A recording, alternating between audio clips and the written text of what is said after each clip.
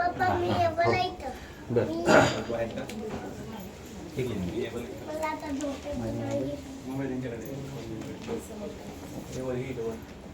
तो हम चर्चा कर रहे थे गौरांग महाप्रभु की या चैतन्य महाप्रभु की।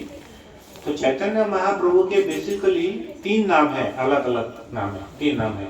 एक है चैतन्य महाप्रभु, दूसरा नाम है उनका गौरांग महाप्रभु और तीसरा नाम है उनका निमाई महाप्रभु।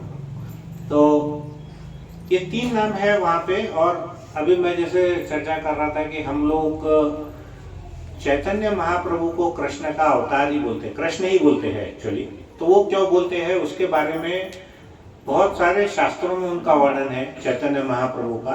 तो हम 2 या 4 ऐसे कुछ शास्त्र का कुछ हम टिप लेंगे कि जिसमें से मालूम पड़ेगा कि वास्तव में चैतन्य महाप्रभु कृष्ण भगवान है या नहीं है, हमको मानना चाहिए कि नहीं मानना चाहिए। पहला टॉपिक ये है। फिर हम चैतन्य महाप्रभु की कुछ लीलाएं उसके बारे में चर्चा करेंगे। और तीसरा टॉपिक आज है कि उनके 5 जैसे अभी देखेंगे पंचतत्व बोलते हैं। पंचतत्व मतलब भगवान चैतन्य महाप्रभु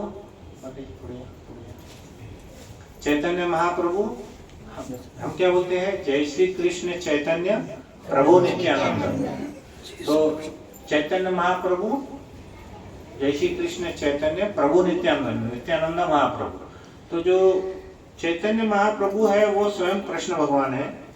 जो नित्यानंद प्रभु है वो कौन है? वो बलराम जी है। प्रभु नित्यानंद श्री अद्वैत गदाधर, अद्वैत आचार्य गदाधर पंडित, श्री अद्वैत गदाधर श्रीवास आदि गौरव। तो जो श्रीवास पंडित, तो टोटल कितने हो गए? 5। अद्वैत आचार्य, गदाधर पंडित और श्रीवास ठाकुर या श्रीवास पंडित, ऐसा बोलते हैं उनको, है ना। तो कितने हो गए? 5। तो 5 को हम क्या बोलेंगे? पंचतत्व। तो आज इन पंचतत्व में हम 2 लोगों के बारे में जानकारी हासिल करेंगे। एक है चैतन्य महाप्रभु और दूसरे है श्रीवास ठाकुर। श्रीवास ठाकुर के बारे में क्यों? क्योंकि आज उनका आविर्भाव दिवस है, आज के ही दिन। तो आज उनका आविर्भाव मतलब बर्थडे, उनका जन्मदिन है। तो जो श्री चैतन्य महाप्रभु है उनका जन्मदिन कब आता है? होली के दूसरे दिन। उसको हम मराठी में धुरंडी बोलते हैं। क्या धुरंडी? धुरंडी के दिन होता है। तो हम लोग 7 तारीख को रखने वाले थे, लेकिन उस समय बारिश हो गई बहुत ज्यादा। तो फिर हमने, प्रभु जी ने उसको पोस्टपोन करके 19 तारीख को रखा, रविवार को।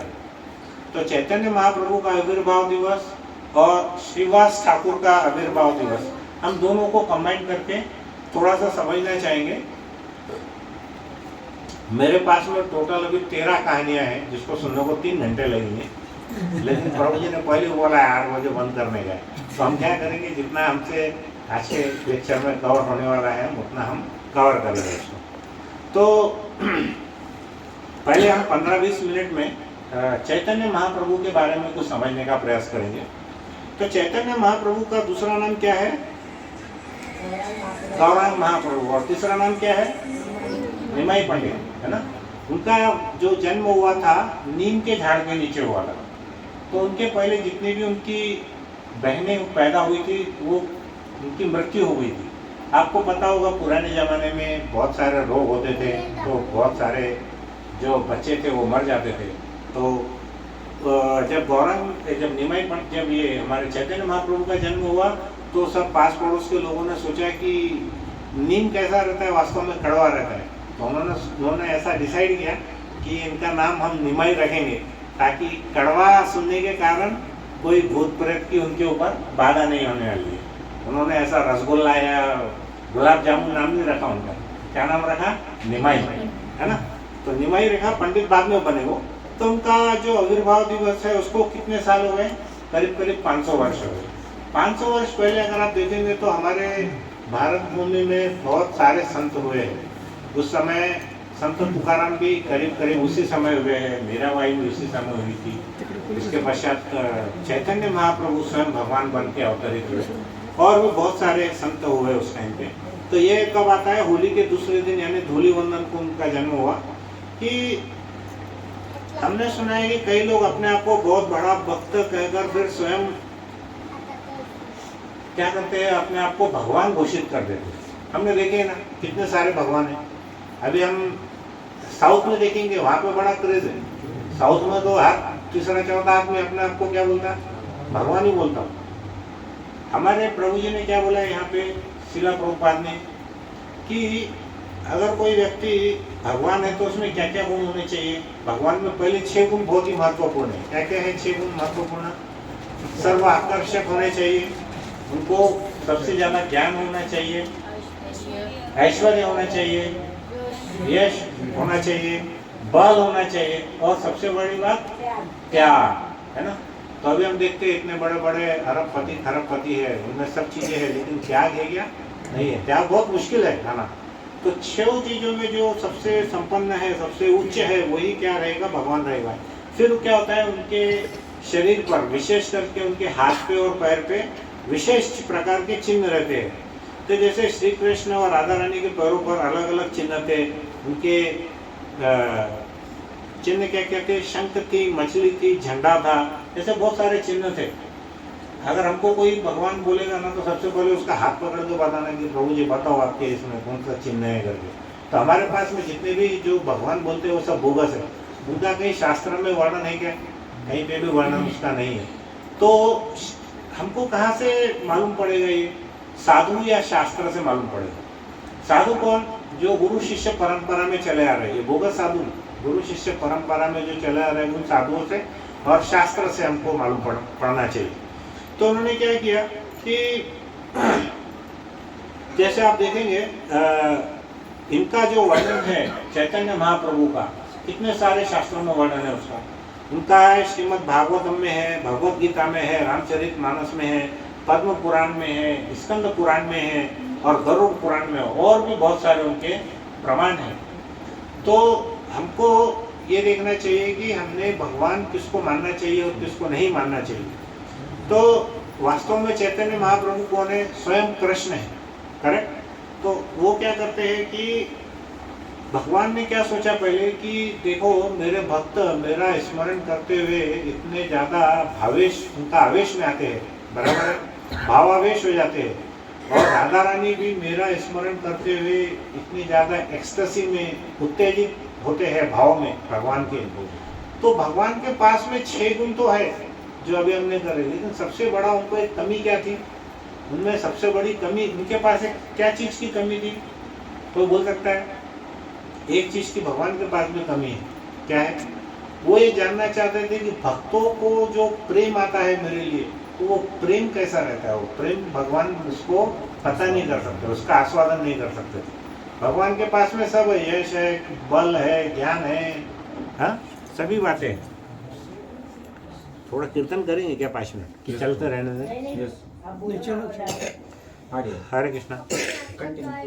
तो भगवान ने क्या बोला कि मेरे पास तो सब कुछ है, लेकिन जो भक्त मेरी लीला का आस्वादन करते हैं और इतने ज़्यादा उन्मत्त होते हैं मेरा नाम लेके, तो उसका स्वाद कैसा रहता है, उसमें उनको कैसा मज़ा आता है, कैसा आनंद आता है, वो भगवान को आनंद लेने की बहुत इच्छा थी।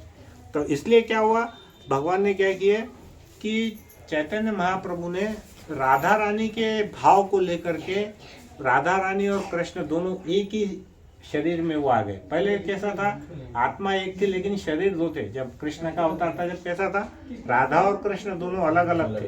तो भगवान ने क्या किया, वो राधा रानी के भाव को लेकर के वो स्वयं दोनों को कंबाइन करके, शरीर भी एक और आत्मा भी एक, वो भाव में प्रकट होकर के वो चैतन्य महाप्रभु का उन्होंने रूप धारण किया।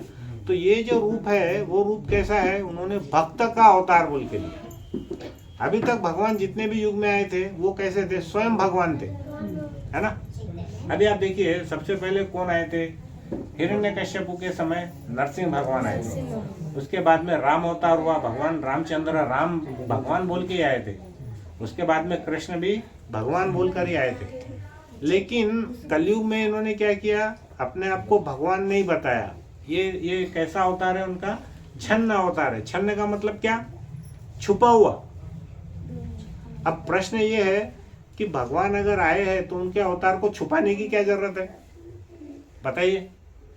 भगवान अगर आते हैं तो ऐसा बोलते हैं कि मैं कृष्ण नहीं हूँ, मैं भक्त हूँ, तो भगवान को ऐसा करने की क्या जरूरत थी? दूसरों के लिए एग्जाम्पल स्थापित करना था, भक्त कैसे होना चाहिए। वो तो है उनका बहुत बड़ा रीजन, लेकिन उसमें छुपाने की क्या जरूरत है? वो तो भगवान बोल के भी बता सकते थे कि भक्त कैसा होना चाहिए। कलयुग में फिर हर हाँ, भगवान बोले। क्योंकि कलयुग कैसा है, बहुत ही दोषों का युग है। यहाँ पे तुरंत कॉपी मारने में एक्सपर्ट है लोग। हाँ, अगर एक ने बोला कि मैं कलयुग में भगवान का अवतार हूँ, तो हर गली के अंदर में एक अवतार पैदा होता था कि नहीं होता था? हाँ, मंटा का एक भगवान अलग, जालना का एक भगवान अलग, पूना में तो 25-50, बॉम्बे में 1000, ऐसे सब भगवान रहते थे वहाँ पे, है ना? तो उनको ये बात पहले से मालूम थी कि कलयुग के लोग कैसे हैं। कलयुग के लोग बदमाश टाइप के हैं, तो वो क्या करेंगे, मेरे नाम का गैर फायदा उठाएंगे। तो इसलिए भगवान ने क्या किया, जो बुद्धिमान लोग थे केवल उनको ही अपना अवतार प्रकट किया, हर एक को नहीं बताया। तो आप मान के चलिए कि जितने भी समझदार लोग हैं वो क्या करेंगे, उस नाम का कभी भी गैर फायदा नहीं उठाएंगे। थोडंसं पुढे पुढे सरका, म्हणजे माताजींना बसायला जागा मिळेल। तो उन्होंने क्या किया कि उस नाम का गैर फायदा नहीं होना, इसलिए उन्होंने अपना जो अवतार है वो छन्न अवतार किया, उसको छुपा हुआ अवतार बोलते हैं। तो उन्होंने क्या, उसको क्या बोलते हैं, श्री कृष्ण चैतन्य राधा कृष्ण नहीं अन्य। श्री कृष्ण चैतन्य राधा कृष्ण नहीं अन्य, मतलब चैतन्य महाप्रभु जो है वो राधा कृष्ण ही है, कोई अन्य नहीं है। वापस बोलो सब जने, श्री कृष्ण चैतन्य राधा कृष्ण नहीं अन्य, है ना? तो ये लाइन दिमाग में बिठाना चाहिए कि चैतन्य महाप्रभु कौन है, राधा और कृष्ण का कंबाइंड रूप है। तो ये भगवान का हमने जैसे बताया गुप्त अवतार हुआ। तो जब क्या हुआ, कृष्ण अवतार के टाइम एक गर्ग मुनि थे, उनके राजपुरोहित थे। तो उन्होंने क्या बोला कि नंद बाबा के यहाँ आए थे, तब उन्होंने भविष्यवाणी की थी कि इस बालक के 3 अलग अलग युग में अलग अलग वर्ण हैं। कृष्ण के बारे में वो बोल रहे थे। सतयुग में उनका वर्ण कैसा था, वर्ण यानी उनका रंग। सतयुग में कैसा रंग था, सफेद श्वेत रंग था। त्रेता युग में उनका रंग कैसा था, लाल था। राम अवतार में भगवान का रंग कैसा था, लाल था। फिर कृष्ण अवतार द्वापर में कृष्ण भगवान का रंग कैसा था, श्याम वर्ण या सावला बोल सकते हैं। तो कलयुग में उन्होंने क्या बोला, इनका जो वर्ण कैसा होगा, वो पीला रंग यानी पिघले हुए सोने के समान। सोने को जब हम पिघलाते हैं तो कैसा चमकदार दिखता है ना, वो तो वैसे रंग रहेगा उनका। लेकिन भगवान के 3 ही अवतार थे। ये चौथा अवतार कैसा है उनका, भक्त का अवतार है, ये भगवान का अवतार नहीं है। तो अभी हम खाली 2 श्लोक में देखेंगे, क्योंकि अगर ये किसी को भी अगर शंका है कि चैतन्य महाप्रभु को भगवान हमने कैसे मानना चाहिए, तो उसने फिर 2 घंटे का टाइम निकाल करके हमारे साथ बैठना चाहिए, और हमारे पास में जितने भी ग्रंथ है उसमें क्या क्या लिखा है हम सब मिलके पढ़ेंगे। तो 2 घंटे का टाइम हमारे पास में नहीं है। तो हम क्या कर रहे हैं, सागर की सिर्फ 1 या 2 बूंद यानी 2 ही श्लोक लेकर के उसमें से हम ये प्रमाणित कर सकते हैं कि जो हमारे चैतन्य महाप्रभु है वो स्वयं कौन है, कृष्ण है।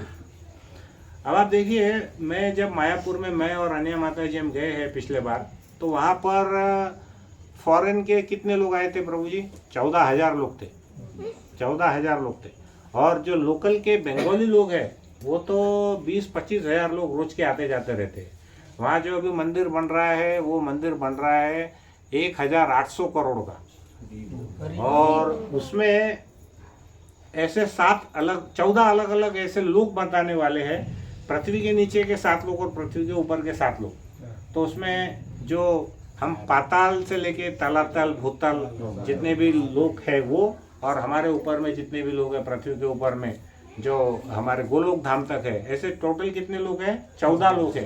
तो उसमें ऐसा वर्णन करेंगे वो उस मंदिर में कि नीचे से आदमी जाएगा, वो ऊपर घूमते घूमते घूमते जब पूरा मंदिर का दर्शन बाहर करके आएगा, तो उनका ऐसा मानना है कि जो नास्तिक व्यक्ति है वो भी अगर मंदिर पूरा अच्छी तरह से घूम गया तो वो बाहर निकलने के बाद में आस्तिक हो जाएगा। तो ऐसा उसका कॉन्सेप्ट है। तो हम इसमें से एक अभी श्लोक लेंगे, श्रीमद् भागवतम का 11वें अध्याय का 5वां श्लोक, 11वें कैंटो का स्कंद का 5वां अध्याय उसमें 31 और 32 श्लोक क्रमांक है। उसमें बोलते हैं कृष्ण वर्णम त्विषा अकृष्णम। कृष्ण वर्ण मतलब क्या है कि कृष्ण वर्ण में आए, त्विषा अकृष्णम मतलब उनकी कांति से, अकृष्ण मतलब जो काले नहीं है, जो काले नहीं है मतलब जो सुनहले है, सुनहले यानी गोल्डन कलर है ना। सांगोपांगास्त्र पार्षदम, सांगोपांगास्त्र मतलब अपने संगियों के साथ, सेवकगण के साथ। पार्षदम मतलब पार्षद, पार्षद समझते हैं ना, हमारे प्रभु जी के यहाँ पे जितने भी उनके क्लिनिक के जितने भी लोग हैं वो उनके कौन है, पार्षद है। और यज्ञ संकीर्तन प्राहे यजंती ही सुमेधस, तो वो क्या करेंगे, यज्ञ विशेष संकीर्तन द्वारा वो पूजा करते हैं। और कौन पूजा करते हैं, बुद्धिमान व्यक्ति। अब उसका तात्पर्य सुनिए आप ध्यान से, ये श्लोक आपको अगर नहीं भी याद रहे तो, कलयुग में बुद्धिमान व्यक्ति ईश्वर के उस अवतार की पूजा करने के लिए सामूहिक कीर्तन करते हैं जो निरंतर कृष्ण के नाम का गायन करता है। तो भगवान क्या बोलते हैं यहाँ पे, क्या बोलते हैं, ये श्रीमद् भागवतम कौन किसको बोला बताइए बच्चे लोग, किसने किसको बोला श्रीमद् भागवतम?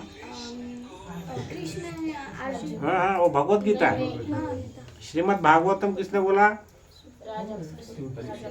सुखदेव गोस्वामी को परीक्षित महाराज ने बोला, बराबर है। सुखदेव गोस्वामी को किसने बोला? सुखदेव गोस्वामी ने परीक्षित महाराज को बोला। तो ये जो श्लोक है ये किसने बोला? सुखदेव गोस्वामी ने परीक्षित महाराज को बोला। क्या बोला कि कलयुग में बुद्धिमान व्यक्ति क्या करेंगे, ईश्वर के उस अवतार की पूजा करेंगे। पूजा करने के लिए सामूहिक कीर्तन करते हैं। अरे हम जो हरे कृष्ण का महामंत्र है वो कैसा है, सामूहिक कीर्तन है, बराबर है। जो निरंतर कृष्ण के नाम का गायन करता है ना। तो हम निरंतर कौन सा मंत्र करते हैं, हरे कृष्णा कृष्णा कृष्णा हरे हरे, हरे राम राम राम हरे हरे। तो उसका गायन करता है। यद्यपि उनका वर्ण श्यामल नहीं है, मतलब क्या है, गोल्डन कलर है। श्यामल नहीं है मतलब वो काले नहीं है, सावले नहीं है। सब लोगों को क्या हुआ, कृष्ण को द्वापर युग में श्यामल रंग का देखने की आदत लग गई थी। तो वो क्या बोले कि उनका रंग श्यामल नहीं है, मतलब वो कैसा है, सुनहला है, किंतु वे साक्षात कृष्ण है। ऐसा कौन किसको बोल रहा है? सुखदेव गोस्वामी परीक्षित महाराज को बोल रहे हैं। कितने साल पहले, कितने साल पहले, जोर से 5000 साल पहले बोले। आप 5 साल के बाद का बोल सकते हैं क्या कुछ? 5 महीने के बाद का, 5 दिन का, 5 घंटे का, 5 मिनट का नहीं, है ना। तो ये कितने साल पहले बोले उन्होंने? 5000 साल पहले उन्होंने बोले कि कौन है कलयुग में जो अवतारण लेंगे वो स्वयं साक्षात कृष्ण है। वे अपने संगियों और सेवकों के अस्त्रों तथा विश्वास पात्र साथियों के साथ में रहते हैं। तो क्या करे भगवान, क्या करे, उनके जो संगी है कौन कौन है, उनके पंचतत्व के नाम, पंचतत्व के नाम बोलो। जय श्री कृष्ण चैतन्य प्रभु नित्यानंद श्री अद्वैत गदाधर श्रीवासादि गौर भक्तवृंद। तो ऐसे पंच तत्व तो है ही है, लेकिन अगर हम पूरी गौर लीला अगर सुनना चाहेंगे तो उसमें कितने पात्र है, उसमें मेरे ख्याल से 500 या 1000 पात्र के करीब है। इतने सारे उसके अंदर में उनके भगवान के साक्षात उसके अंदर में पार्षद है, भगवान के पार्षद है। मेरे को ये बताओ कि जो भी बड़ा व्यक्ति है वो अकेला आता है क्या कहीं? जैसा अभी प्राइम मिनिस्टर आएंगे, मोदी जी हमारे आएंगे, अकेले आ जाएंगे क्या इधर? मंटा में घूमते घूमते पैदल चलते चलते आने वाले आएंगे ना।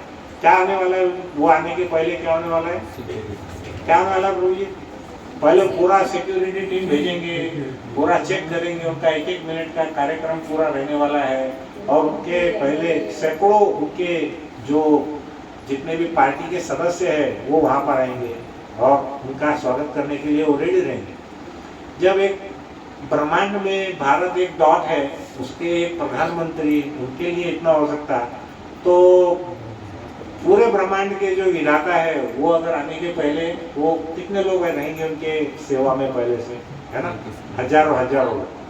तो वो क्या करते हैं, यहाँ पर उन्होंने क्या बोला है कि वो जो व्यक्ति आएंगे तो कैसे आएंगे, अपने संगी सेवकों, अस्त्रों तथा विश्वास पात्र साथियों के साथ में रहता है।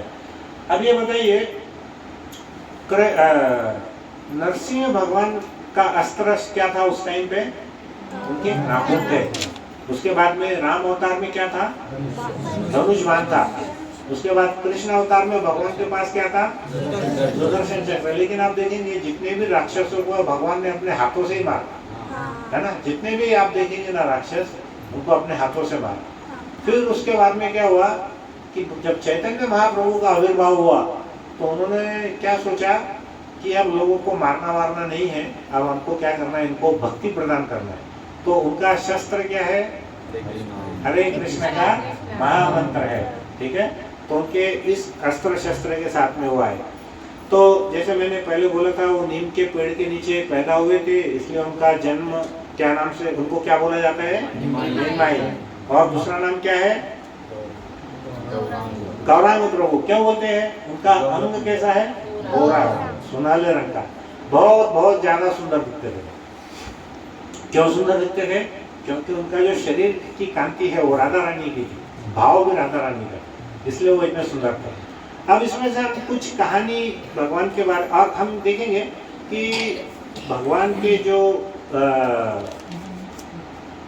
कारण है, भगवान प्रकट होने के कारण है, तो उसमें कुछ आंतरिक कारण है, कुछ बाह्य कारण है। तो बाह्य कारण क्या है? उनके जो एक पार्षद है द्वैत आचार्य, उन्होंने क्या किया था? भगवान की बहुत ज्यादा करुणा भर के उन्होंने पुकार किया था। उन्होंने क्या किया? शालिग्राम का जो पत्थर रहता है, शालिग्राम देवता, उसके ऊपर में शिला, शालिग्राम शिला, उसके ऊपर में तुलसी और गंगा जल से उन्होंने बहुत दिनों तक तपस्या की, ताकि भगवान स्वयं आए। उस समय क्या हो रहा था, बंगाल में खास करके लोग बहुत ज्यादा मांसाहार करना चालू कर दिए थे। बहुत पशुओं की ऐसी निर्मम हत्या होती थी और प्राय सभी वहाँ पे मांस खाना चालू कर दिए थे और सभी लोग पतित हो गए थे। तो उन्होंने सोचा कि अब बहुत ज़्यादा हो गया, भगवान तो जब आए थे 5000 साल पहले, अब इनको जो कलयुग के जीव है उनको सुधारने के लिए क्या करना पड़ेगा? भगवान को स्वयं हमको बुलाना पड़ेगा। तो उन्होंने भगवान को बहुत करुणा भरी पुकार से उन्होंने बुलाए थे, इसलिए भगवान वहाँ पर आए, अवतरित हुए। तो ये उनका एक कारण है। दूसरा कारण क्या है? भगवान स्वयं युग धर्म का प्रचार करना चाहते थे। युग धर्म का प्रचार बोले तो क्या है? हमारा कलयुग का युग धर्म क्या है? हरे कृष्ण महामंत्र। कोई भी आप कथा सुनते हैं, कोई भी आप भागवतम या भगवत गीता सुनते हैं, सबका सार एक ही है। क्या है सार? भगवान का नाम जप करना, भगवान का स्मरण करना। तो उन्होंने क्या किया? हरिनाम संकीर्तन का प्रचार किया। और तीसरा, उन्होंने इसलिए आए थे कि भक्ति हमको कैसे करनी चाहिए, ये बताने के लिए। क्योंकि भक्ति क्या है? कोई भी व्यक्ति, अभी कलयुग के लोग तो हम पतित है, हम कहीं जंगल में जाके तपस्या नहीं कर सकते, बड़े बड़े यज्ञ हवन नहीं कर सकते, उतना पैसा नहीं है हमारे पास में, या फिर रोज मंदिर में जा करके अर्चे विग्रह की पूजा भी हमारे लिए संभव नहीं है। तो भगवान ने क्या करा? उन्होंने बोला कि भाई कलयुग के लोगों के पास तो पैसे है नहीं, तो फिर क्या करो, जो फ्री में ही काम होता वही करवा दो। तो फ्री में क्या काम होता? हमारा हरे कृष्ण का महामंत्र, हरे कृष्णा कृष्णा कृष्णा हरे हरे, हरे राम राम राम हरे हरे। तो ऐसा ये युग धर्म का उन्होंने प्रचार किया। और उनके जो आंतरिक कारण है वो क्या था कि राधा रानी के प्रेम की महिमा को समझना। राधा रानी का जो प्रेम है उसका आस्वादन करने के लिए वो आए और वो ये देखना चाहते हैं कि मेरे अंदर ऐसा क्या है। देखिए, भगवान के अंदर में क्या गुण है जिससे इतनी गोपियां और इतने भक्त उनके बने। तो भगवान के वो कैसे मालूम पड़ेगा? भगवान अगर भगवान के रूप में रहेंगे तो उनको मालूम पड़ने वाला नहीं है, लेकिन भगवान खुद भक्त बनकर रहेंगे तब उनको समझ में आने वाला है कि भगवान की महिमा का रसास्वादन करने से कितना आनंद आता है। समझ में आई क्या बात? भगवान अगर खुद भगवान है तो उनको समझ में कैसा आने वाला है कि भक्त हमारे जो आनंद ले रहे हैं वो आनंद कैसा है। जब तक वो खुद भक्त नहीं बनेंगे तो उनको समझ में नहीं आने वाला। इसलिए भगवान ने क्या किया? खुद भक्त बने, इसलिए वो भक्तावतार है। और तीसरा क्या? माधुर्य का आनंद अनुभव करना। तो ये जो रस है, ये जो माधुर्य लीला थी उनकी, उसका आस्वादन करना। तो ऐसे टोटल 6 उनके कारण है, 3 आंतरिक कारण है और 3 बाह्य कारण है। उनके प्रकट होने की। तो अभी हम देखेंगे भगवान के साथ हमारा कोई भी चीज हम सुनते हैं, हम यहाँ पे कथा सुनने के लिए बैठे हैं, तो हम क्या करेंगे? सबसे पहले हम किसके बारे में कथा सुन रहे हैं अभी? हाँ, क्योंकि भूल जाते लोग बीच में हम क्या सुन रहे हैं। तो हम किसके बारे में कथा सुन रहे हैं? चैतन्य महाप्रभु। हर 15 मिनट में लोगों को जानना जरूरी है। बीच में मालूम पड़ा कि चैतन्य महाप्रभु बाजू में चले गए, कृष्ण भगवान आ गए करके। तो आज हम कृष्ण भगवान के बारे में नहीं बोल रहे, हम किसके बारे में बोल रहे हैं? चैतन्य महाप्रभु। चैतन्य महाप्रभु स्वयं क्या है? कृष्ण है, राधा कृष्ण नहीं अन्य, है ना। तो हमको देखिए, हम यहाँ पर बैठे हैं, हम क्यों बैठे हैं? हम चैतन्य महाप्रभु से संबंध स्थापित करना चाह रहे हैं। संबंध, अभिध्येय और प्रयोजन, कोई भी चीज के 3 उसके कारण रहते हैं। पहले हमने संबंध कैसे करना, उसके बाद में अभिध्येय मतलब उसको कैसे प्राप्त करना, और तीसरा उसका प्रयोजन क्या है। मान के चलो एक बिजनेस किसी को चालू करना है, तो पहले उसको बिजनेस की पूरी जानकारी लेनी पड़ेगी, मतलब वो संबंध स्थापित करेगा। फिर अभिध्येय, फिर उसको चालू कैसे करना, हाँ? और तीसरा प्रयोजन, मतलब उससे फायदा क्या है वो सब करने से। तो वैसे ही इसमें हमको क्या बताया हुआ है, हमारे जो 2 ग्रंथ है सबको मालूम है। क्या क्या ग्रंथ मालूम है आपको? भगवत गीता और श्रीमद् भागवतम, और तीसरा ग्रंथ क्या है? चैतन्य चरितामृत। हाँ? अब ऐसा बोला जाता है कि जो भगवत गीता है ये 10वीं क्लास है, श्रीमद् भागवतम है ये क्या है? आपकी बैचलर्स डिग्री है, बैचलर की डिग्री है, और चैतन्य चरितामृत क्या है? आपकी मास्टर्स डिग्री है या पीएचडी है। तो इसमें क्या होता है, हम जब भगवत गीता पढ़ते हैं तो भगवान कृष्ण से हमारे संबंध स्थापित होते हैं। उसको हमको संबंध स्थापित करना है तो हमको भगवत गीता पढ़ना है, और संबंध कैसे स्थापित करना है तो उसमें भगवान की जो महिमा मंडन है, उनका जो गुणों का वर्णन है, वो काय में है? श्रीमद् भागवतम में। श्रीमद् भागवतम में 18,000 पेज है। उसमें क्या किया है? भक्तों ने भगवान की महिमा का खूब वर्णन किया है, भर भर के कहानियां ही कहानियां है। तो वहां पर हम भगवान के साथ में संबंध कैसे स्थापित करेंगे? श्रीमद् भागवतम से। और तीसरा, हमको इसमें क्या मिलने वाला है, क्या चाहिए आपको, सही में बताओ। ये सब पढ़ने, हमारे क्लास सुनने को हम जब बैठे हैं यहाँ पे, हम काहे के लिए बैठे हैं यहाँ? भक्ति रसपान करने के लिए। उससे क्या मिलेगा हमको? कृष्ण प्रेम। हरि बोल। द्रौपदी प्रभु ने एकदम सही बोला, उसका उत्तर है कृष्ण प्रेम, है ना। तो किसी से भी हमको प्रेम अगर करना है तो पहले उसके बाद में पहले हमको उसके बारे में जानना पड़ेगा, फिर उसके साथ में संबंध स्थापित करना पड़ेगा, तभी हमारे को उसके बारे में प्रेम हमारे अंदर निर्माण होगा। तो ये जो प्रेम है वो कैसा है? कृष्ण प्रेम हमको मालूम करना है। तो अभी देखिए यहाँ पे क्या हुआ कि जब श्री चैतन्य महाप्रभु का जब जन्म हुआ तो उस समय वहां पर क्या चल रहा था? ना पूर्णिमा का दिन था ना, पूर्णिमा का दिन था। तो पूर्णिमा के दिन क्या होता है, हजारों लोग नदी में स्नान करने जाते थे उस समय। तो जब चैतन्य महाप्रभु का जन्म हुआ तो वो जोर जोर से रोने लगे। तो एक तो वो इतने सुंदर थे कि सभी जितने भी वहाँ के लोग थे बंगाल के, मायापुर के, वो बड़े देख करके मोहित हो गए, कितना सुंदर बालक है। तो क्या हुआ, वो अलग अलग उनको चुप कराने के लिए जितनी भी माताएं थी, कोई लोरी सुनाने लगी, कोई कुछ गाने सुनाने लगी, लेकिन वो चुप ही नहीं होते थे। फिर एक बार क्या हुआ, एक किसी पड़ोसी की माता जी ने उनको हरे कृष्ण महामंत्र बोला। तो जैसे ही उन्होंने हरे कृष्ण महामंत्र बोला वो बालक एकदम चुप हो गए। फिर उन्होंने दूसरी बार बोला, तीसरी बार बोला, तो जैसे ही वो मंत्र बोलते थे वो बालक चुप हो जाते थे, और जैसे वो मंत्र बंद होता था तो वो जोर जोर से रोने लगते थे। तो क्या हुआ, जितने भी लोग वहां पर स्नान करने के लिए आए थे गंगा में, उन्होंने सबने क्या किया, जोर जोर से कृष्ण का महामंत्र का उन्होंने नाम चालू किया। उसके बाद क्या हुआ कि वो जब बालक बड़ा हुआ तो एक बार वो बालक बहुत सारे, उनकी जो माता का नाम है शची माता और पिता का नाम है जगन्नाथ मिश्र, ऐसे उनके नाम है। बहुत ज्यादा कैरेक्टर नहीं बता रहा हूँ मैं, थोड़े से लिमिटेड ही बताऊंगा। तो क्या हुआ, शची माता ने क्या किया, शची माता कौन है, वो यशोदा में है ना, और जगन्नाथ मिश्र कौन है, नंदा बाबा है ना, इस अवतार का।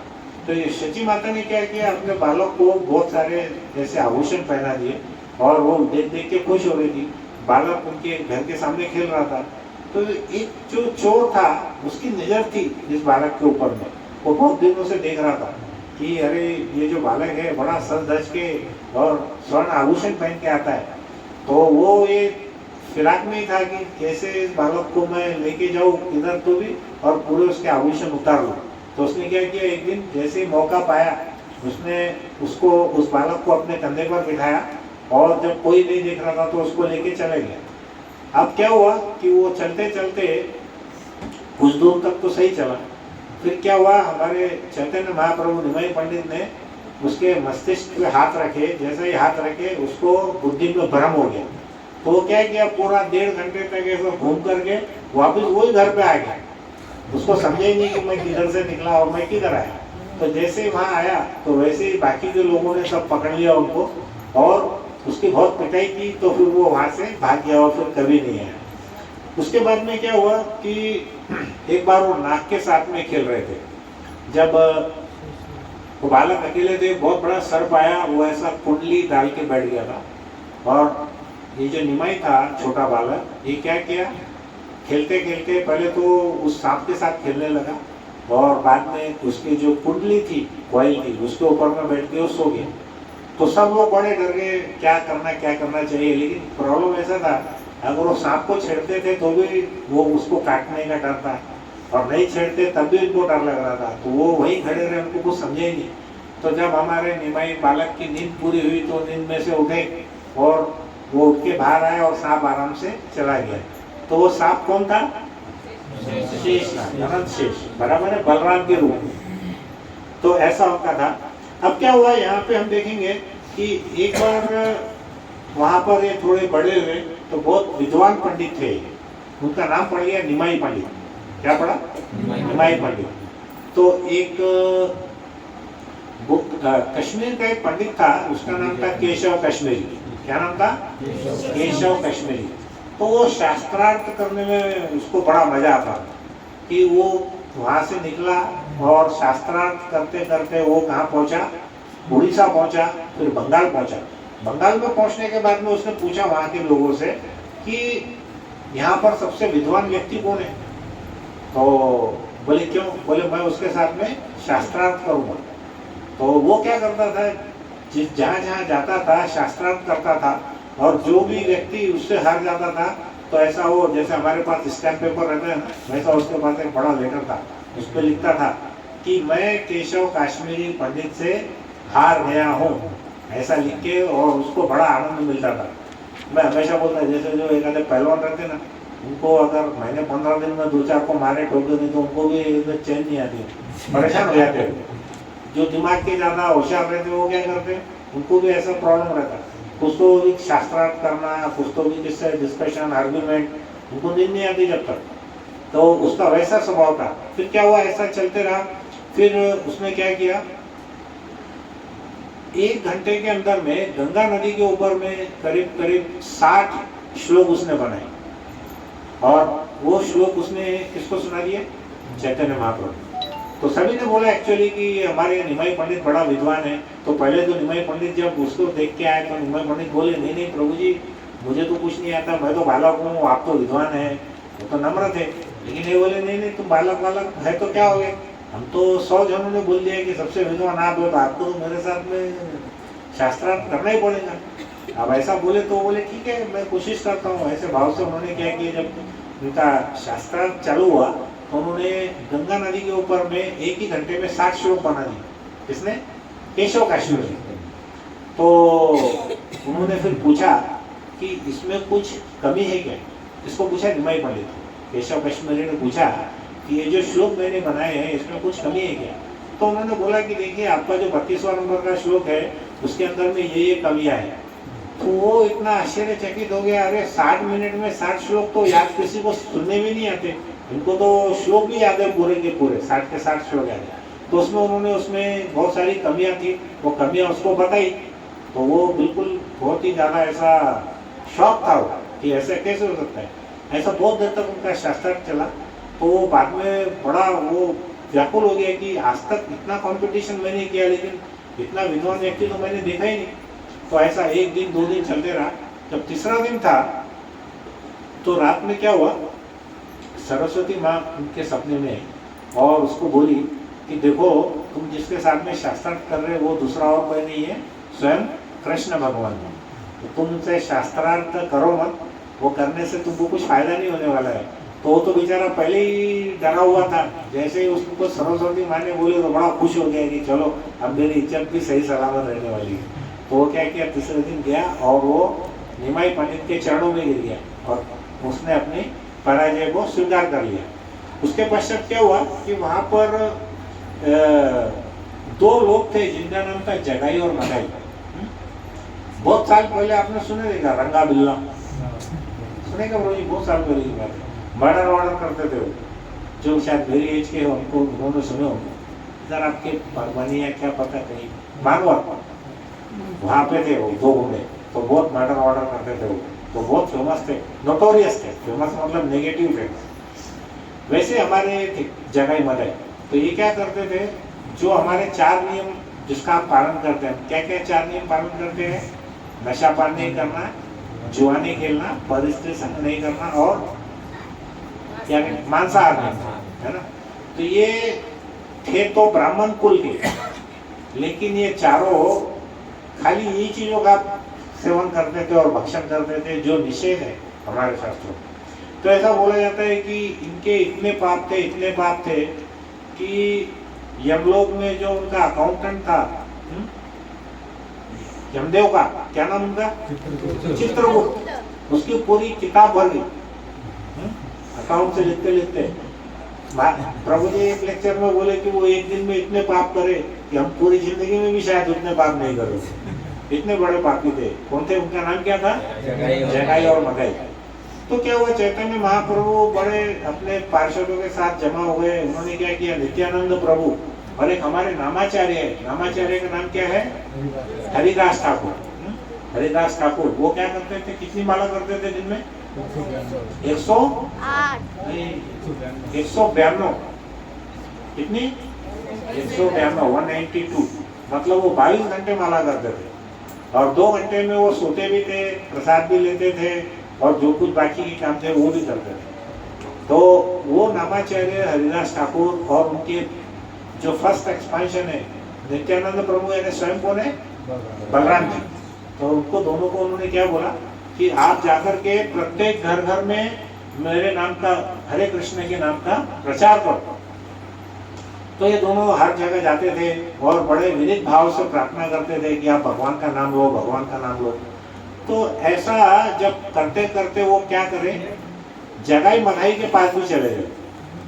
तो गांव के लोगों ने बोला उनको, अरे जगाई मदाई तो बहुत दुष्ट लोग हैं, ये अच्छे लोग नहीं है, आप वहां पर क्यों जाना चाहते हैं, क्योंकि वो क्या करेंगे, आपको पिटाई करने वाले हैं। लेकिन हमारे जो नित्यानंद प्रभु है, नित्यानंद प्रभु बलराम जी के अवतार थे। तो इस अवतार में उन्होंने क्या बोला कि चाहे कुछ भी हो जाए, मैं क्या करूंगा, प्रत्येक घर में जाऊंगा और प्रत्येक व्यक्ति के साथ में मैं प्रार्थना करूंगा कि आप क्या करो, कृष्ण का नाम लो। तो ये जैसे ही जगाई मदाई के पास पहुंचे, वो तो दोनों बड़े गुस्से में आ गए कि ऐसा नाम लेने के लिए हमको कह रहे हैं। तो क्या हुआ था, वो उस समय शराब पी रहे थे। तो मदाई के हाथ में एक घड़ा था जिसके अंदर में क्या भरा था, शराब भरी थी। तो उसने क्या किया, वो जो मटका था वो उठाया और सीधा नित्यानंद प्रभु को फेंक के मारा। तो नित्यानंद प्रभु के वो जो मटका है सीधा सर पे लगा और उसमें से खून बहने लगा। अब जैसे ही ये खबर चैतन्य महाप्रभु को मालूम पड़ी, चैतन्य महाप्रभु यानी स्वयं कृष्ण है और नित्यानंद कौन है, बलराम जी है। तो वो जैसे मालूम पड़ा कि नित्यानंद को मार लगी, तो वो चैतन्य महाप्रभु बड़े गुस्से में आ गए और वो जो घटना स्थल पर पहुंचे और उन्होंने देख करके इतने क्रोधित हो गए कि भगवान ने स्वयं अपना सुदर्शन चक्र निकाल लिया और वो चाह रहे थे कि इन दोनों का जगाई मदाई का वध कर देंगे। तो फिर जैसे उन्होंने चक्र निकाला, नित्यानंद प्रभु बोले, अरे प्रभु आप उन दोनों को नहीं मार सकते। तो चैतन्य महाप्रभु बोले कि क्यों नहीं मार सकता, बोले प्रभु पहले सोचिए, हमने ये अवतार का हमारा उद्देश्य क्या है, हमने अवतार क्यों लिया? तो वो बोले कि देखिए कलयुग में तो हर व्यक्ति जगह मदाई के समान है। क्या बोले? कलयुग में हर व्यक्ति जगह मदाई के समान है। अगर आप इन दोनों का अगर आप खात्मा करोगे या इन दोनों का मृत्यु दंड दोगे तो आपको पूरे कलयुग में हर व्यक्ति के अंदर में कुछ न कुछ इतने दोष है कि सबको खत्म करना पड़ेगा, है ना, सभी का वध करना पड़ेगा। तो फिर उन्होंने उनको याद दिलाया, फिर उन्होंने चैतन्य महाप्रभु के पैर पकड़े और उनको शांत किया। अभी आप इसके पहले के जितने भी अवतार थे उसमें क्या होता था, हम देखेंगे बलराम जी एकदम गुस्से में थे और राम अवतार में वो कौन थे? लक्ष्मण थे। लक्ष्मण जी भी कैसे थे? एकदम गुस्से में थे। लेकिन ये अवतार में उल्टा है, ये अवतार में नित्यानंद प्रभु बहुत ही ज्यादा, क्योंकि वो भी भक्त के पार्षद बोल के आए हैं, इसलिए वो कैसे बहुत ही विनम्र स्वभाव के। तो फिर उसके पश्चात क्या हुआ कि ये दोनों जो जगाई मदाई थे, हम ऐसा बोल सकते हैं ना, कई बार लातों के भूत बातों से नहीं मानते। तो जब उन्होंने सुदर्शन चक्र निकाला तो ये दोनों घबरा गए उसको देख करके, और फिर ये दोनों आकर के भगवान चैतन्य महाप्रभु के चरणों में पड़े। फिर चैतन्य महाप्रभु ने उनको बोला कि तुम ये सब बुरे काम छोड़ दो और क्या करो, भगवान का नाम लो। तो फिर इस प्रकार उन्होंने हरे कृष्ण महामंत्र का जप उनसे करवाया और आगे जाकर के जगाई मदाई का उद्धार हुआ और वो क्या हुआ, भगवान के पार्षद बना। तो बोलने का तात्पर्य ये है कि हम कितने ही पतित क्यों ना हो, कलयुग कैसा है, दोषों का युग है, कलह का युग है। यहाँ पर क्या है, कलह और दंभ। कलह मतलब झगड़ा, दंभ मतलब फॉल्स ईगो, झूठा अहंकार, उसका युग है। तो हमको क्या करना है, हमको कलयुग में भगवान के नाम का आश्रय हमको लेना है। ये उन्होंने इस कथा से सुना है। उसके पश्चात क्या हुआ कि एक बार एक कुष्ठ रोगी व्यक्ति थे, उनका नाम था वासुदेव विप्र। ये कहाँ थे? दक्षिण भारत में थे। और वो क्या हुआ, जब चैतन्य महाप्रभु उनके एक भक्त को मिलने के लिए गए साउथ इंडिया में, दक्षिण भारत में, तो उस गांव में उनको मिले और उस गांव से जब वो उस भक्त को मिलकर के वापस जा रहे थे तो ये जो कुष्ठ रोगी था, इसका नाम था वासुदेव विप्र, उनको जब मालूम पड़ा कि चैतन्य महाप्रभु हमारे गांव में आए और वो उनको मिलना चाहते थे। अब आप जरा इमेजिन करो, कोई व्यक्ति का शरीर पूरा सड़ा हुआ है, उसके अंदर में कीड़े चल रहे हैं पूरे शरीर के ऊपर। वासुदेव विप्र इतने बड़े भक्त थे कि उनके शरीर पे पूरा कुष्ठ रोग होने से पूरे शरीर से बदबू आती थी और पूरे शरीर से पस निकलता था, उसमें कीड़े चलते थे। तो वो क्या करते थे, जब कोई कीड़ा नीचे गिरता था तो इतने दयालु थे कि वो कीड़ा उठा करके वापस अपने शरीर पर रखते थे। वो क्या बोलते थे, उनका ऐसा बोलना था कि देखो ये शरीर तो नश्वर है ना, मैं तो आज नहीं तो कल मरने ही वाला हूँ, लेकिन ये जो छोटे छोटे कीड़े हैं बेचारे ये भूखे मर जाएंगे। तो उनका ऐसा भाव था, उन्होंने वो भाव से वो वापस से कीड़े अपने शरीर पर रखते थे। तो जब चैतन्य महाप्रभु वहाँ पर आए तो जब उनको नहीं मिले तो बड़े दुखी हुए और दुखी होकर को बेचारे मूर्छित हो गए। तो चैतन्य महाप्रभु को मालूम पड़ा कि कोई वासुदेव विप्र, विप्र मतलब साधु को बोलते हैं विप्र, तो कोई वासुदेव नाम का व्यक्ति बहुत मुझसे मिलना चाहता है और मेरा भक्त है। जब उनको मालूम पड़ा तो कुछ काफी आगे चले गए थे, लेकिन चैतन्य महाप्रभु स्वयं क्या किए, उसको मिलने के लिए वापस आए। और वापस आने के बाद क्या किया, सबसे बड़ी बात, उस वासुदेव विप्र को कुष्ठ रोग था, पूरा शरीर उसका सड़ा हुआ था। तो भगवान ने क्या किया, दूर से उसको नमस्ते नहीं किया, हरे कृष्ण नहीं किया, भगवान क्या किए, उसको आलिंगन की, उसको अपने गले से लगे। तो उससे क्या हो गया, उसका पूरा की पूरा शरीर एकदम चमकने लग गया, उसका पूरा कुष्ठ रोग चला गया। उसके बाद वो घबरा गया। अब देखिए भक्त कैसे महान है। वो बोला, प्रभु आपने तो इतना सुंदर शरीर दिया, लेकिन कहीं ऐसा ना हो कि मैं शरीर पाके आपको भूल जाऊं, तो कृपया आप मुझको वैसे ही रहने दो जैसा मैं पहले था। हमारे भक्त कैसे है? तो उन्होंने, भगवान ने बोला, नहीं नहीं तुम शुद्ध भक्त हो, ऐसा तुम्हारे साथ कुछ नहीं होने वाला है, अब तुम और अधिक से अधिक भगवान का नाम जप करो। ऐसी ही कहानी हमने पहले पढ़ी थी हमारे कृष्ण कथा में। वो कहानी थी कुब्जा की, ध्यान है आपको कुब्जा की कहानी? उसमें क्या हुआ था, कुब्जा कैसी थी, कुबड़ी थी। तो भगवान जब उसके पैर पे पैर अपना रखे और उसको उसकी जो टूटी थी चीन थी उसको ऐसा खींचे तो वो कैसी हो गई, स्ट्रेट हो गई। और वो इतनी सुंदर अप्सरा हो गई, उसका वर्णन है कि वो स्वर्ग की अप्सरा के समान सुंदर दिखने लगी।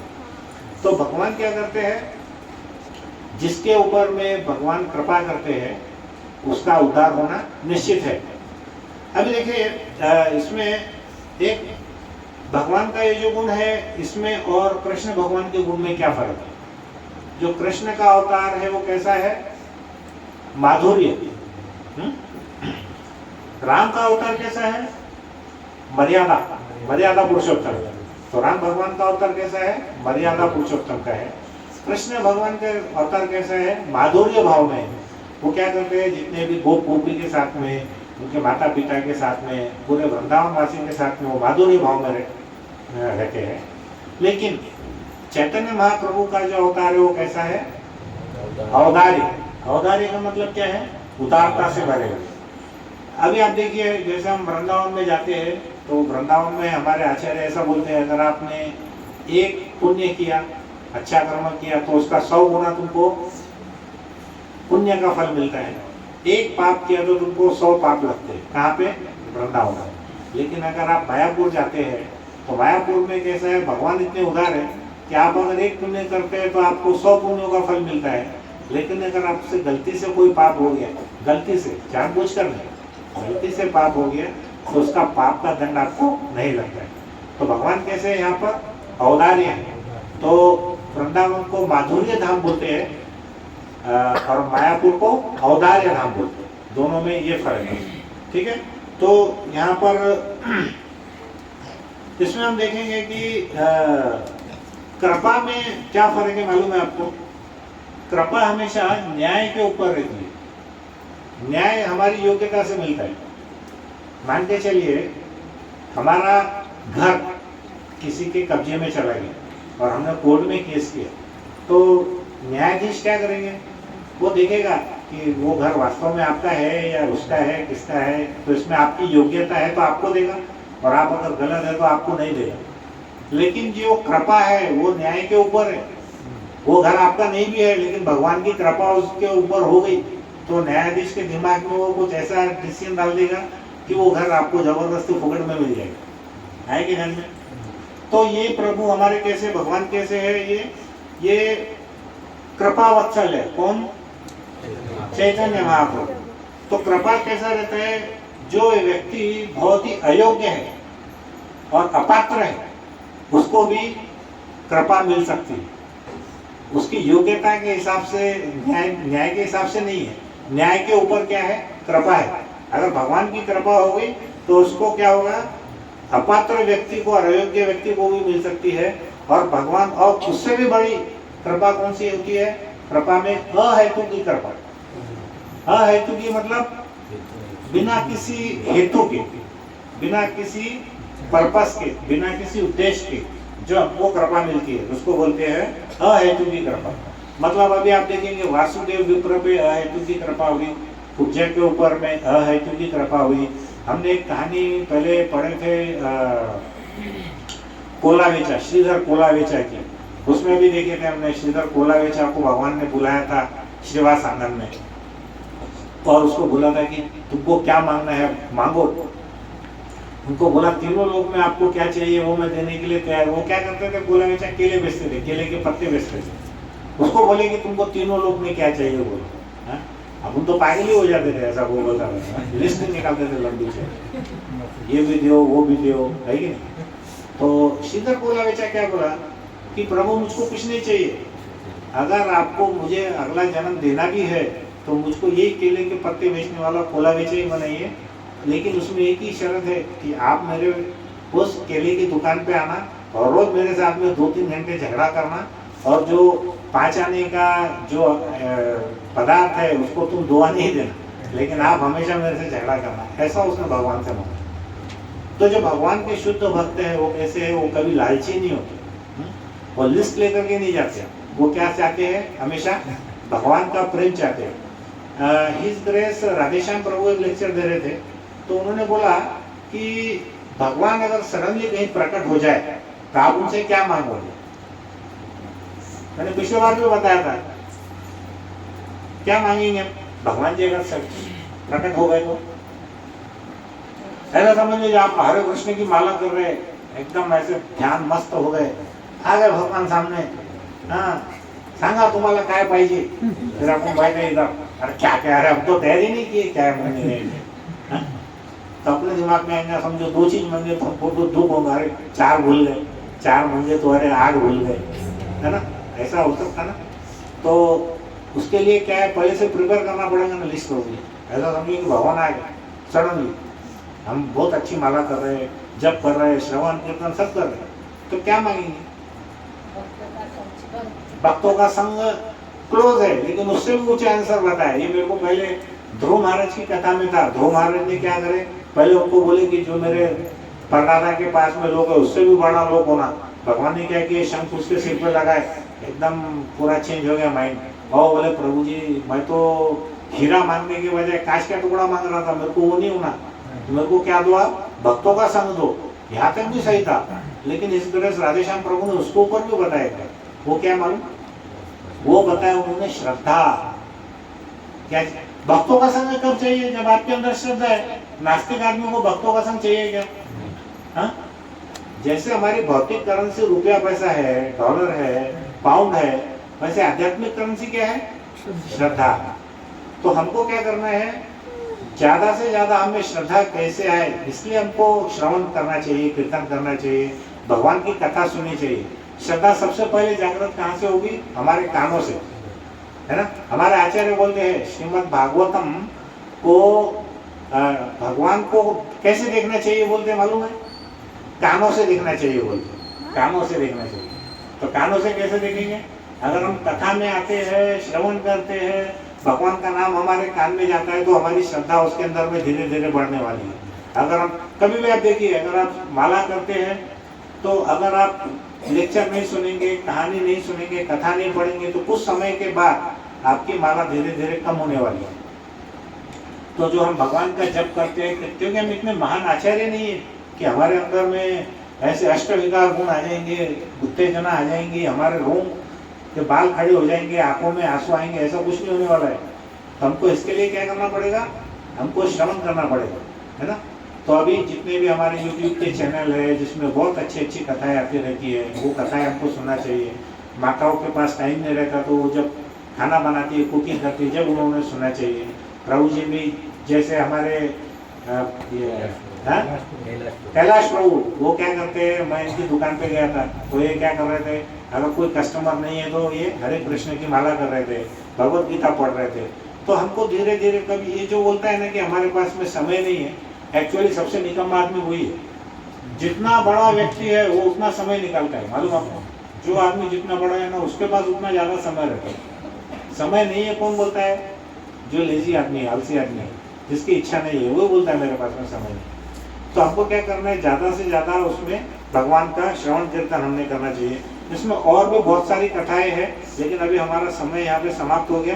मैं 2-4 मिनट में खाली अद्वैत आचार्य के बारे में, अद्वैत का अपना सॉरी श्रीवास पंडित के बारे में बोलता हूँ, ज्यादा नहीं है। श्रीवास पंडित कौन थे, भगवान के पार्षद थे, पंचतत्व में से वो एक है। और वो किसके अवतार है, वो नारद मुनि के अवतार है, श्रीवास पंडित। तो चैतन्य महाप्रभु ने जो अपनी लीला स्टार्ट की, सबसे पहले उन्होंने कहाँ से स्टार्ट की, श्रीवास आंगन से। श्रीवास आंगन जो है मायापुर में जो मंदिर है उसके पास में ही है। चैतन्य महाप्रभु का जन्म स्थान भी है वहाँ पे, और उसके पास में ही है ना श्रीवास आंगन भी है। तो श्रीवास आंगन में उन्होंने कथाएं स्टार्ट की। एक ही कथा बोलूँगा मैं श्रीवास पंडित की, 2-3 कथाएं बहुत ज़्यादा उनकी हृदय स्पर्शी है, हार्ट टचिंग है। सिर्फ एक कथा बोलता हूँ मैं, 4-5 मिनट में हम कथा करेंगे। क्या होता था कि चैतन्य महाप्रभु अपने पार्षदों के साथ में श्रीवास आंगन में वो भगवान का कीर्तन करते थे, जोर जोर से हरे कृष्ण करते थे पूरी रात भर। तो क्या होता था, वो उस कीर्तन में जो अभक्त है, जो उनके ग्रुप में नहीं है, उसको वो अंदर प्रवेश नहीं था। केवल उनके जो शुद्ध भक्त थे वही कीर्तन करते थे। तो बाकी के लोगों को, पंडितों को बड़ी जलन होती थी कि देखो ये लोग तो कीर्तन कर रहे हैं और हमको नहीं बुलाया इन्होंने। तो वो क्या करते थे, बहुत सारी लोगों को आसपास में, वहाँ का जो राजा था नवाब हुसैन शाह, उसका जो काजी था, काजी यानी मैजिस्ट्रेट, उसको वो कंप्लेन करते थे कि देखो ये ऐसा ऐसा यहाँ पर वो कर रहे हैं कि कीर्तन करते हैं, पता नहीं अंदर क्या करते हैं लोग, ये दरवाजा बंद करके कीर्तन करते थे। तो जानबूझ के उनके ऊपर में वो आरोप लगाते थे। एक बार क्या हुआ, चैतन्य महाप्रभु जब श्रीवास आंगन में अपने पार्षदों के साथ में कीर्तन कर रहे थे, तो जो श्रीवास पंडित है उनका बेटा रात में कुछ उसको बुखार आने से उसकी रात में मृत्यु हुई। और जब मृत्यु हो गई तो पीछे के कमरे में चैतन्य महाप्रभु सामने उनके पार्षदों के साथ कीर्तन कर रहे थे और उनका बेटा पीछे के कमरे में था जहाँ पे उसकी मृत्यु हुई थी। तो जितनी भी महिलाएं थी, माताएं थी, वो सब विलाप करने लगी। वो 4 भाइयों का घर था, तो 4 माताएं वहाँ पे थी पीछे के रूम में, तो वो बेचारी विलाप करने लगी। तो उन्होंने श्रीवास पंडित को बुलाया, श्रीवास जी वहाँ गए, उन्होंने देखा तो उन्होंने सबको बोला कि देखो अभी हमारे चैतन्य महाप्रभु का कीर्तन चालू है, तो आपको अगर दुख भी है तो आप अंदर ही रोइए, वो आवाज़ बाहर नहीं आना चाहिए, उनको डिस्टर्ब नहीं होना चाहिए। तो ये भावना से उन्होंने क्या किया, चैतन्य महाप्रभु ने पूरी रात कीर्तन किया, नृत्य किया। जब सुबह हुई तो उन्होंने श्रीवास को बुलाया और श्रीवास को पूछा कि देखो आज की रात में जो आनंद मुझे आना चाहिए था वो आनंद नहीं है, तो मुझे ऐसा पक्का लग रहा है कि यहाँ पर कुछ अनहोनी घटना हुई। तो श्रीवास उसके बाद में बोले कि नहीं नहीं प्रभु, आप जहाँ रहते वहाँ तो सब मंगल ही मंगल है, अमंगल होने का सवाल ही नहीं उठता। लेकिन जब बाकी के जो पार्षद थे उनके साथ में उनको पता चल गया था कि उनके बेटे की मृत्यु हुई, तो उन्होंने जाकर के चैतन्य महाप्रभु को बोला कि प्रभु जी इनके जो बेटे हैं उनकी रात में मृत्यु हुई। तो चैतन्य महाप्रभु एकदम रोने लगे, उनकी आंखों से आंसू निकल गए और वो बोलने लगे कि देखो ये जो श्रीवास है ये मेरा हृदय है, इतना बड़ा हादसा घर में होने के बाद भी ये बिल्कुल विचलित नहीं हुआ और हमारे संकीर्तन के अंदर में उसने जरा भी डिस्टर्ब नहीं होने दिया। तो फिर उन्होंने क्या किया, चैतन्य महाप्रभु उस बालक के पास गए और उसके सर पे हाथ फिराया। हाथ फिराते ही वो बालक उसने आंखें खोल दी। तो चैतन्य महाप्रभु ने उसको पूछा, बालक को, अरे बालक बताओ तुम ऐसा तुम्हारे माता पिता को छोड़कर क्यों चले गए? तो बोलने लगा कि प्रभु मैं तो जीवात्मा हूँ, मेरा यहाँ पर जैसा आदेश आपने दिया था मैं तो उतनी ही लीला यहाँ पे कर रहा हूँ, अभी मेरा यहाँ पर कार्य समाप्त हो गया इसलिए मैं वापस जा रहा हूँ।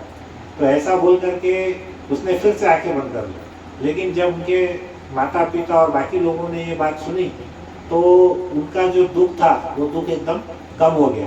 फिर उसके बाद क्या हुआ, उसका दाह संस्कार हुआ। तो चैतन्य महाप्रभु ने फिर उनकी माता को बोला उनकी माता का नाम था मालती देवी और पिता का नाम क्या, श्रीवास, है ना। तो श्रीवास ठाकुर जो थे उनके वो एक्चुअल में उनके पिता की उम्र के थे, चैतन्य महाप्रभु के पिता की उम्र के थे। तो चैतन्य महाप्रभु ने फिर वहाँ घोषणा की, मालती देवी को और श्रीवास ठाकुर को बोला कि देखो आपका तो एक पुत्र गया है, लेकिन आज के बाद में मैं और नित्यानंद हम दोनों आपके पुत्र हैं। तो आपके घर में कभी भी कोई किसी चीज़ की कमी नहीं होने वाली है और आपका घर हमेशा धन धान्य से भरपूर रहने वाला है। जबकि श्रीवास ठाकुर इतने गरीब थे कि उनके पास में अगले समय के भोजन का भी कोई प्रबंध नहीं रहता था। तो ऐसा इसमें चैतन्य महाप्रभु ने उनको वचन दिया और उसके बाद वो लीला समाप्त की। इसमें फिर बहुत मधुर मधुर लीला है। उसके बाद में एक चांद काजी के बारे में है, वो भी लीला को आधा घंटा लगेगा हमको करने के लिए। तो अब हम क्या करेंगे, थोड़ा सा हम इतना ही देखेंगे कि हम हमारे जालना में जो 19 तारीख को हम महोत्सव करेंगे वो क्या है, गौर पूर्णिमा का महोत्सव है। और गौर पूर्णिमा में चैतन्य महाप्रभु कौन है, स्वयं कृष्ण है ना। और जिन भी प्रभु जी माता जी को ऐसा लगता है कि थोड़ा सा हमने ज़्यादा अध्ययन करना चाहिए सादी भाषा में उदाहरण के साथ, तो वो ये जाओ देवाची गावा करके मराठी में बुक है, वो अवश्य ले। देखिए हम लोग तो एक बार बाहर खाना खाने जाते हैं, हज़ारों रुपए लगते हैं, इसका मूल्य कितना 30-40 रुपये है और 1 महीने का। तो वो इसमें कोई इसको को प्रॉफिट नहीं करना है, इसमें खाली आपकी आध्यात्मिक उन्नति हमको होना है। अगर आप भगवत गीता भी नहीं पढ़ते, भागवतम भी नहीं पढ़ते, तो कम से कम छोटी पुस्तक है और 20-25 पेज है, तो महीने में रोज का एक भी पेज पढ़ोगे तो आपकी होने वाली है। तो इसमें बहुत अच्छी सुंदर सादी भाषा में सब कथाएं रहती है। तो हम यहाँ पर हमारा ये सत्संग का प्रोग्राम समाप्त करेंगे। किसी का कोई प्रश्न है तो प्रश्न पूछ सकते हैं। चैतन्य महाप्रभु के बारे में कुछ अगर और कुछ आपको प्रश्न है, अभी भी डाउट है आपको कि चैतन्य महाप्रभु वास्तव में कृष्ण है क्या, तो फिर 2 घंटे का टाइम रखिए। जितने भी हमारे शास्त्र में श्लोक है हम लाइन से उसको जितने वायु पुराण, गरुड़ पुराण और श्रीमद् भागवतम, महाभारत, जहाँ जहाँ पे भी वर्णन है शास्त्रों में उसका पूरा वर्णन हम ले सकते हैं। तो किसी भी व्यक्ति को हम भगवान नहीं मानना चाहिए, जो शास्त्र में जिसमें उसका वर्णन है हमको ही भगवान मानना चाहिए। तो हम यहाँ पे समाप्त करते हैं। शिला प्रभुपाद की जय, श्री चैतन्य महाप्रभु की जय, श्रीवास पंडित की जय, गौर निताई हरि बोल।